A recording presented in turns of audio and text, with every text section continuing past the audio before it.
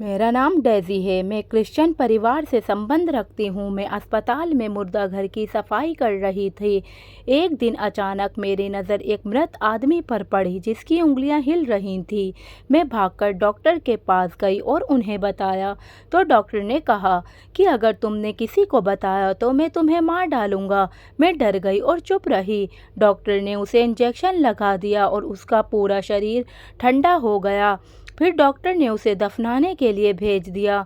रात को मैं जब ड्यूटी से घर वापस आई, जैसे ही अपने कमरे का दरवाज़ा खोला, मेरी चीख निकल गई क्योंकि सामने वही मुर्दा मेरे बेड पर सफ़ेद चादर में। एक दिन मेरी ड्यूटी मुर्दा घर के बाहर लगी, लेकिन उस दिन अस्पताल में बड़ा ही अजीब माहौल था। मुर्दा खाने के बाहर रोना पीटना नहीं था, बल्कि एक अजीब सी हलचल मची हुई थी। लोग मुर्दे को देखने के लिए जिद कर रहे थे, जबकि मुर्दे की हालत इतनी बिगड़ी हुई थी कि डॉक्टर ने देखने से मना कर दिया था। डॉक्टर ने मुर्दे को मुर्दा खाने में रख दिया। मैं सफाई करती हुई डॉक्टर के रूम की तरफ गई तो अंदर से आई आवाज़ों पर मैं दंग रह गई। कमरे के अंदर डॉक्टर और मुर्दे के रिश्तेदार आपस में कुछ बात कर रहे थे। मैंने खिड़की में झांक कर देखा। ये सच है या झूठ? पे सच था। मैं फौरन पीछे हट गई कि कहीं मेरा चेहरा ना देख लें। अगर किसी को मालूम हुआ कि मैं उनकी बातें सुन ली हैं तो कहीं ये मेरे लिए समस्या ना हो जाए। मैं वहाँ से हटकर फौरन मुर्दा खाने के पास चली गई जहाँ आज मेरी ड्यूटी लगी हुई थी।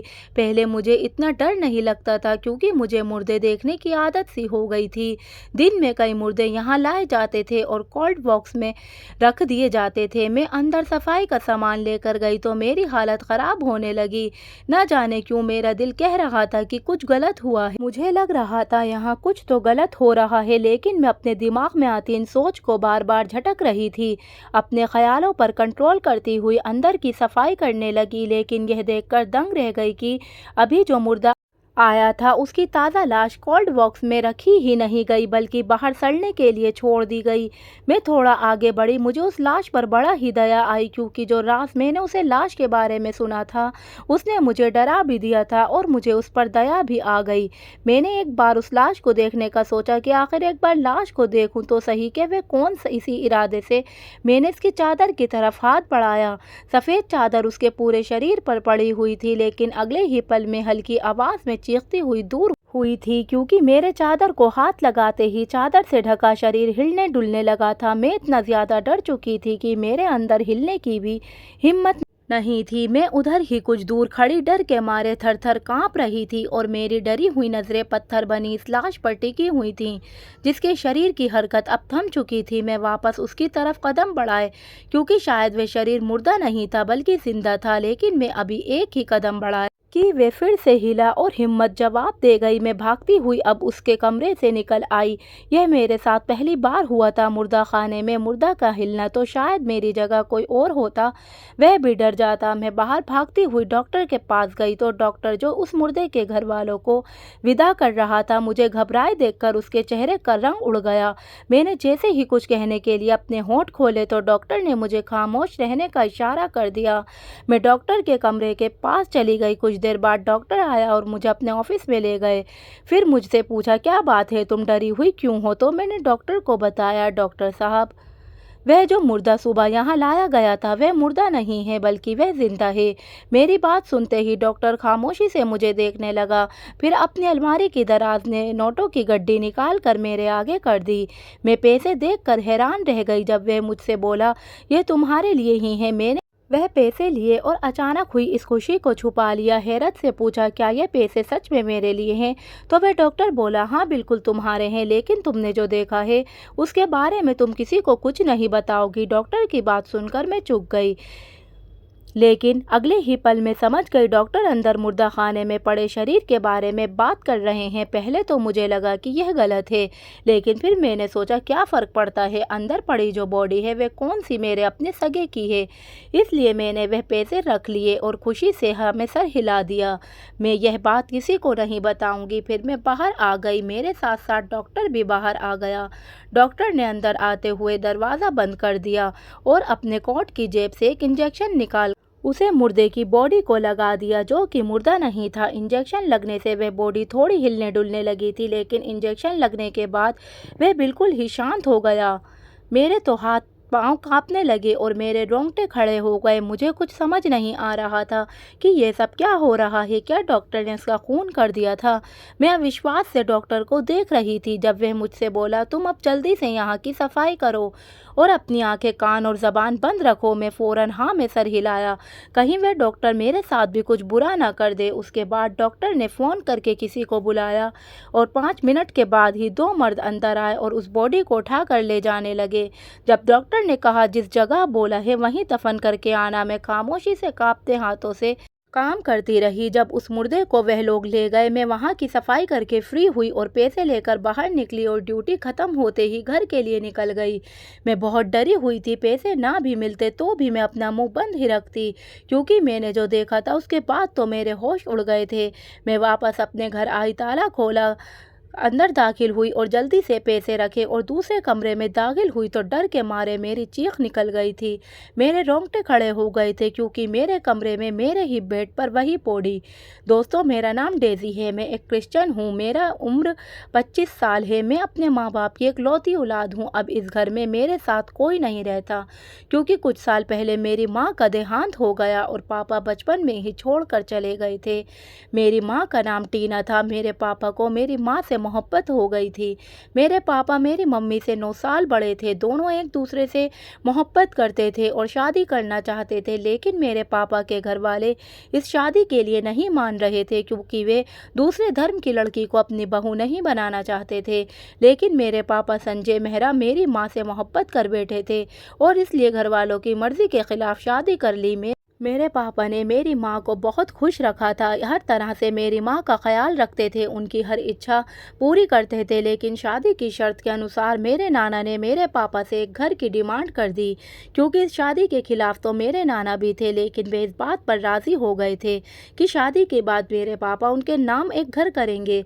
शायद मेरे नाना कहीं न कहीं अपनी बेटी के फ्यूचर को लेकर डरे हुए थे, इसलिए अपनी बेटी के फ्यूचर की सेफ्टी के लिए उन्होंने पापा से एक घर अपने नाम करवा लिया था। मेरे पापा बहुत ही पैसे वाले थे। शादी के बाद की ज़िंदगी बहुत ही अच्छी गुजर रही थी, लेकिन शादी के बाद के 2 साल बाद भी मेरी माँ उम्मीद से नहीं हुई। इस बात को लेकर मम्मी और पापा दोनों परेशान रहते थे। डॉक्टर को दिखाया तो उन्होंने कहा कि परेशानी की कोई बात नहीं, जब भगवान की मर्जी होगी बच्चा हो जाएगा।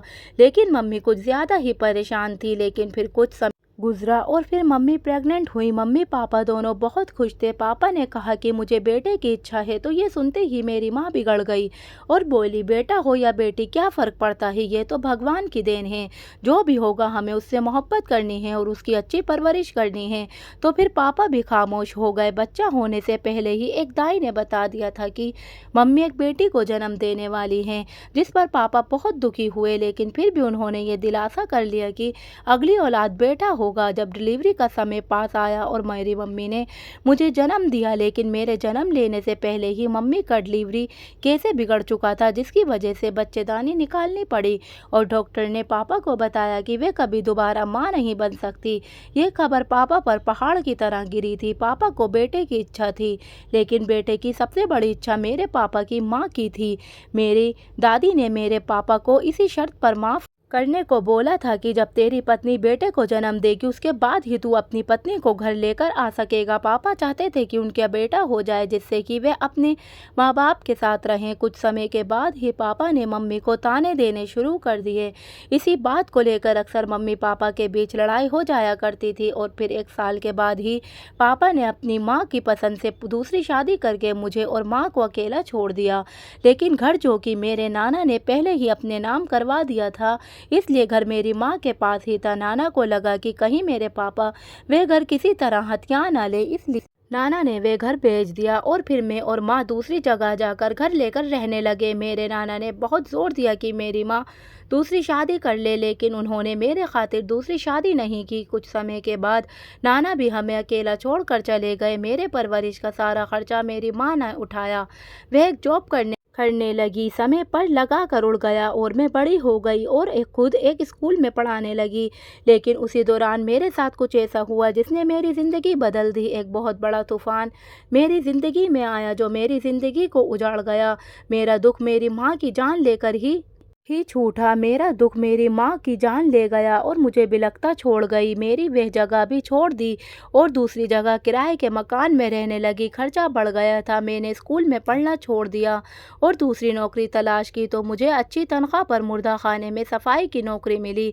पहले तो मुझे ये नौकरी करने में थोड़ा डर लगा, लेकिन तनख्वाह बहुत अच्छी थी क्योंकि यहाँ पर काम करने को बहुत कम ही लोग तैयार होते थे।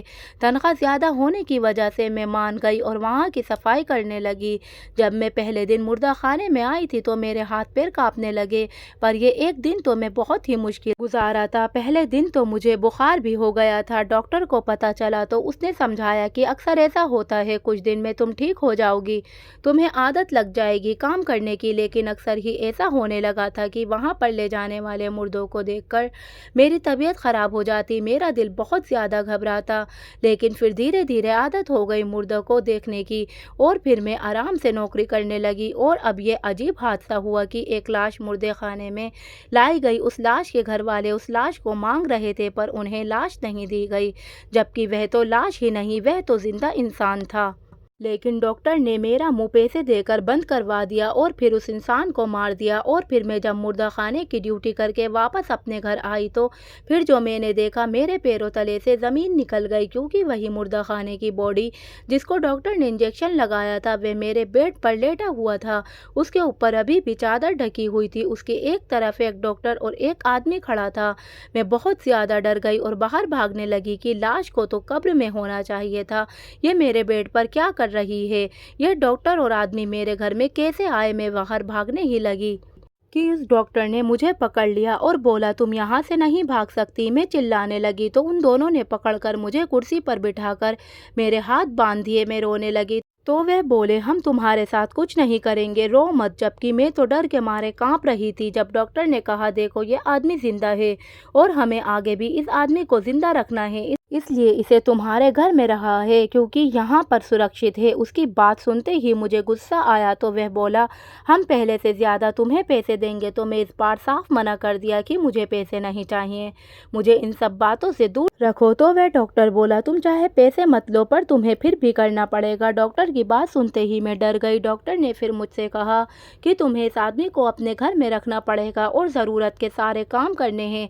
बाकी इस आदमी के साथ एक डॉक्टर और एक आदमी रहेंगे और गलती से भी तो इस आदमी के कमरे में नहीं जाओगी। डॉक्टर की बात पर मैं ठिठक गई कि मैं क्यों उस आदमी के कमरे में नहीं जा सकती और मैं क्यों उसकी शक्ल नहीं देख सकती, बल्कि मेरे अंदर तो उत्सुकता बढ़ने लगी थी कि आखिर वह आदमी है कौन। लेकिन डर इतना ज़्यादा था कि मैंने फ़ौरन हाँ में सिर हिला दिया। जब उस डॉक्टर ने कहा, अगर तुमने किसी को भी बताने की कोशिश की तो मैं तुम्हें छोड़ूंगा नहीं और तुम्हें हमेशा के लिए इस दुनिया से दूर भेज दूंगा। मैं बहुत ज़्यादा डर गई थी, इसलिए मैं मान गई। उसे डॉक्टर ने मेरे हाथ पैर खोल दिए और चला गया, जबकि मैं बहुत ज़्यादा परेशान हो चुकी थी। मुझे यह भी जानना था कि आखिर वह आदमी कौन है। दिन गुजरने लगे, डॉक्टर उसका इलाज करते रहते। मुझे कमरे में जाने की इजाज़त नहीं थी। सिर्फ उस समय कमरे के दरवाजे तक जाते ही जब वे लोग मुझसे कोई चीज़ मांगते थे। ऐसे ही करते करते एक हफ्ता हो गया और उस आदमी को होश भी आ गया, लेकिन अभी तक मुझे अंदर जाने की अनुमति नहीं दी। एक दिन आधी रात के समय मेरी आंख खुली तो मैं बाहर आवाज़ सुनी। मैं कमरे से बाहर निकली तो देखा जो गार्ड उस आदमी के पास हमेशा रहता था वह बाथरूम जा रहा था। उसके बाथरूम जाते ही उस आदमी के कमरे में मैं गई तो देखा कि वह आदमी बेड की दूसरी तरफ करवट लिए सो रहा था। मैं धीरे से आगे बढ़ी और धड़कते दिल के साथ जैसे ही उस आदमी की शक्ल देखी तो मेरी सांसें रुक गईं, क्योंकि वह आदमी कोई और नहीं बल्कि मेरा जब मेरी माँ जिंदा थी और हम दोनों साथ साथ खुशी में रहते थे और एक स्कूल में पढ़ाया करती थी। उस समय मैं जिस स्कूल में पढ़ती थी वह स्कूल बहुत बड़ा था, पर मेरी शिक्षा ज़्यादा नहीं थी, इसलिए सबसे छोटी क्लास की टीचर के लिए मुझे लिया गया था। मेरा काम भी बच्चों को पढ़ाना नहीं बल्कि बच्चों को संभालना होता था। वहाँ एक बहुत ही प्यारी सी बच्ची थी जिसका नाम एलिस था। वह बहुत ही मासूम और प्यारी सी बच्ची थी। मुझे उस बच्ची के सबसे करीब जो चीज़ करती थी वह थी कि उसकी माँ नहीं थी। उसकी माँ उसे छोड़ कर जा चुकी और वह थी भी अमीर घर की बच्ची, जहाँ किसी के पास मोहब्बत देने का समय नहीं होता। मुझे उस बच्ची पर बहुत दया आती थी और वह मुझे अपनी सी लगने लगी थी। मेरे उससे दोस्ती कर ली थी, ज़्यादा घुल मिल गई थी। एक दिन अचानक स्कूल में उसने पापा आए और मैडम के सामने मेरा नाम लेकर पूछा तो मैडम ने मुझे उससे मिलवाया। मैं डर गई कि कहीं इस बात पर एतराज़ ना हो कि उसकी बच्ची से दोस्ती की है। मैं डरते डरते प्रिंसिपल के ऑफिस गई तो देखा वहाँ एक खूबसूरत नौजवान बैठा है। उसने मुझे देखते ही मैडम से मुझे अकेले में बात करने के लिए कहा। पहले तो मैडम को इतराज़ हुआ, लेकिन उस आदमी की ज़िद पर वह मान गई। मैं परेशान थी कि ना जाने उसको मुझे क्या बात करनी है, जबकि वह भी कुछ परेशान सा लग रहा था। जब उसने कहा मेरा नाम डेविड है, मैं आपसे शादी करना चाहता हूँ, तो मैं एकदम से सदमे में आ गई। कितना खूबसूरत, स्मार्ट और अमीर आदमी मुझसे क्यों शादी करना चाहता है। तब उसने कहा कि मैं अपनी बेटी के लिए एक दोस्त और मोहब्बत करने वाली औरत चाहता था, इसलिए मैं तुमसे शादी करना चाहता हूँ, क्योंकि तुम मेरी बेटी की बहुत ही अच्छी दोस्त हो और उसे बहुत ही मोहब्बत करती हो। डेविड ने मुझसे कहा कि शादी के बाद मैं तुम्हारी माँ का पूरा खर्चा भी उठाऊंगा और तुम्हें पत्नी होने का पूरा सम्मान और हक दूंगा। मैं परेशान हो गई, मुझे समझ नहीं आ रहा था कि मैं क्या कहूँ। उसे आदमी ने मुझे सोचने का थोड़ा समय दिया। मैंने घर आकर अपनी माँ को बताया तो माँ ने मना कर दिया कि इतने बड़े घर के लोगों में मत जाना, यह दौलतमंद लोग बहुत ही मतलबी होते हैं। मैं माँ की बात मान गई और डर कर नौकरी भी छोड़ दी। अभी एक ही हफ्ता गुजरा कि पता निकलवा कर डेविड अपनी बेटी को लेकर मेरे घर आ गया। मैं डर गई, पर उसने आकर मेरी माँ से बात की। उसने जिद की तो फिर मेरी माँ को मानना पड़ा और फिर मेरी शादी डेविड से हो गई। वह मुझे अपने साथ अपने घर ले आया। एलिस भी बहुत खुश थी, लेकिन मैं कुछ डरी हुई थी। उसके घर में बहुत सारे लोग थे। मेरे सास ससुर तो जिंदा नहीं थे, पर उनके ताया चचा वगैरह थे और मुझसे मिलकर कोई भी खुश नहीं हुआ। बल्कि मेरे पति डेविड को बातें सुनाई थी कि किसी सड़क छाप को उठाकर घर ले आए, लेकिन डेविड ने उन्हें डांट कर चुप कर दिया और मेरा हाथ पकड़कर मुझे कमरे में ले आया और उसने कहा कि तुम किसी की बात पर कान मत धरना, सिर्फ मेरी बेटी का ध्यान रखना। धीरे धीरे हमारी ज़िंदगी बहुत खुशी से गुजरने लगी। मेरा पति भी बहुत ही अच्छा था, वह मेरा बहुत ही ध्यान रखता, मेरी हर बात मानता, मेरी सारी इच्छाओं को पूरा करता। मैं भी उसकी बेटी एलिस का बहुत ध्यान रखती थी। दोस्ती तो मेरी पहले से ही उससे थी, अब तो मैं उससे और भी ज़्यादा प्यार करने लगी थी। एलिस भी मुझसे बहुत प्यार करती थी, लेकिन डेविड की तरफ से मैं थोड़ी चिंतित रहती। वैसे तो डेविड बहुत ही अच्छा था, लेकिन वह बहुत ही कम बात करता था। मैं जानती थी कि उसने मुझसे शादी सिर्फ अपनी बेटी के लिए की है। उसने तो शादी के पहले ही दिन मुझसे कह रखा था कि मैं तुम्हें कुछ नहीं मांगता, सिर्फ दो चीज़ों के अलावा, मेरी बेटी के साथ वफादार रहना, उसका ध्यान रखना, और दूसरी बात मेरी भी वफादार रहना, मुझे कभी धोखा मत देना। इतना कहते कहते उसने मुझे धमकी भी दी थी, अगर तुमने किसी और के साथ किसी भी तरह का कोई संबंध बनाया तो मैं तुम्हें जान से मार दूंगा। मुझे भला क्या एतराज़ हो सकता था। हमारी शादी को कुछ ही महीने गुजरे थे जब मेरे पति को किसी ज़रूरी काम से बाहर के देश जाना पड़ा, और तब मेरे पति की चाची और उनकी बेटी मेरे पास आती और मुझसे बातें करती। 15 दिन बाद ही उनका रवैया मेरे लिए बदल गया। वह मेरे साथ खूब बातें क्या करती थी, लेकिन एक दिन जब वह मेरे कमरे में आई तो उनके हाथ में मेरी कुछ फ़ोटोज़ थी, लेकिन फ़ोटोज़ देखकर मेरा रंग उड़ चुका था, क्योंकि मैं फ़ोटोज़ में किसी गैर मर्द के साथ बहुत ही आपत्तिजनक हालत में थी। क्योंकि वो फ़ोटोज़ मेरी नहीं थी, लेकिन चेहरा मेरा ही था। मैं वह फ़ोटो हाथ में लिए डर के मारे थर थर काँप रही थी। मेरे पति की चाची कहने लगी कि सब कुछ छोड़ छाड़ कर अपने घर चली जाओ, नहीं तो तुम्हारे पति को सब कुछ बता देंगे और फिर वे तुम्हारे और तुम्हारी माँ के साथ बहुत ही गलत करेगा। उन लोगों की बातें सुनकर मैं बहुत ज़्यादा डर गई, क्योंकि यह बात तो मैं जानती थी और मेरे पति ने मुझे बता रखा था कि कभी मुझे धोखा मत देना, नहीं तो अंजाम बुरा होगा। मैंने उन लोगों को बहुत हाथ पैर जोड़े कि ऐसा मत करो, मुझे मेरे पति के साथ खुशी से रहने दो, मेरा नहीं, कम से कम उस मासूम बच्ची का ही ध्यान कर लो, वे मेरे बिना कैसे रहेगी। लेकिन उन लोगों ने मेरी एक न सुनी और फिर मैं मजबूरी में घर छोड़ कर आ गई। उन लोगों ने यह भी शर्त रखी थी कि जिस घर में तुम रहती हो वे घर भी छोड़ देना। मैं घर जाकर मम्मी को सारी बातें बताए तो वे भी डर गई। हमारे आगे पीछे तो कोई न था, नहीं, हम अकेली दो औरतें किस किस का मुकाबला करते। फिर हमने घर बदल दिया। वह समय हमारे लिए बहुत ही मुश्किल था। मेरी ज़िंदगी उजड़ चुकी थी। मेरी वजह से मेरी माँ की तबीयत भी ख़राब रहने लगी। और फिर वे मेरे गम को लिए इस दुनिया से चली गई। मैं बहुत दुखी थी, लेकिन धीरे धीरे खुद को संभाला और फिर मैं नौकरी की तलाश शुरू कर दी। और इस बार जो हुआ, मैं मेरे पैर फुला गया क्योंकि सामने बेड पर मौजूद इंसान कोई और नहीं बल्कि मेरा पति था। मैं सांस रोक के उसके सामने खड़ी थी जब अचानक से उसने आंखों खोली। मेरी आंखों से आंसू बह रहे थे और मैं वहीं उसके सामने जमकर खड़ी हुई थी। मेरे पति का सर पट्टी से जकड़ा हुआ था, वे खड़े होने की हालत में नहीं था। वह मुझे वहीं से लेट लेट देख रहा था और फिर इशारे से मुझे पास आने के लिए कहा, लेकिन मैं वहीं खड़ी रही और रोती रही जब तक गार्ड आ गया था और मुझे अंदर देखते ही भड़क गया। इससे पहले कि वे मुझे बाहर निकालता, मेरे पति ने उसे बाहर जाने को कहा और फिर मेरे पति ने मुझे अपने पास बुलाया तो मैं धीरे धीरे चलते हुए उसके पास चली गई और फिर उसने मेरा हाथ पकड़ लिया। मैं एकदम से डर के मारे पीली पड़ गई, लेकिन वह बहुत ही नरम शब्दों में बोला, तुम चाची के डराने पर क्यों भाग गई थी? क्या तुम्हें खुद पर विश्वास नहीं था? उसके पूछने पर मैं बुरी तरह रोने लगी और कहा, आप मुझ पर विश्वास नहीं करते, अपनी चाची पर करते और उनके पास तो झूठा सबूत था।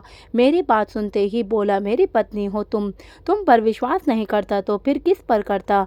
तुमसे शादी मैंने जांच पड़ताल करके की थी। मुझे तुम पर बहुत विश्वास था कि तुम बहुत ही अच्छी लड़की हो। सबसे ज़्यादा विश्वास मुझे तुम पर ही था, इसलिए अपनी जान से प्यारी बेटी तुम्हारे हवाले कर दी थी। उसके कहने पर मैं ज़ोर ज़ोर से रोने लगी थी। मैंने पूछा कि आपको ये सब कैसे पता चला?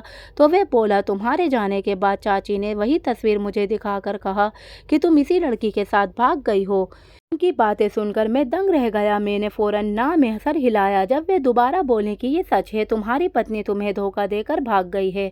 मुझे मालूम था कि वे झूठ बोल रही हैं। मैंने शिकवा भरी नज़रों से डेविड को देखा, पूछा, अगर मालूम था कि वह झूठ कह रही हैं तो मुझे ढूंढा क्यों नहीं? तो मेरी बात पर उसने कहा कि तुमने तो मेरे ऊपर विश्वास ही नहीं किया, मुझे छोड़कर चली गई तो मैं तुम्हें क्यों ढूंढता? मुझे तुम पर बहुत गुस्सा आया था। कम से कम एक बार मेरे सामने खुद को बेगुनाह साबित करने की कोशिश तो करती।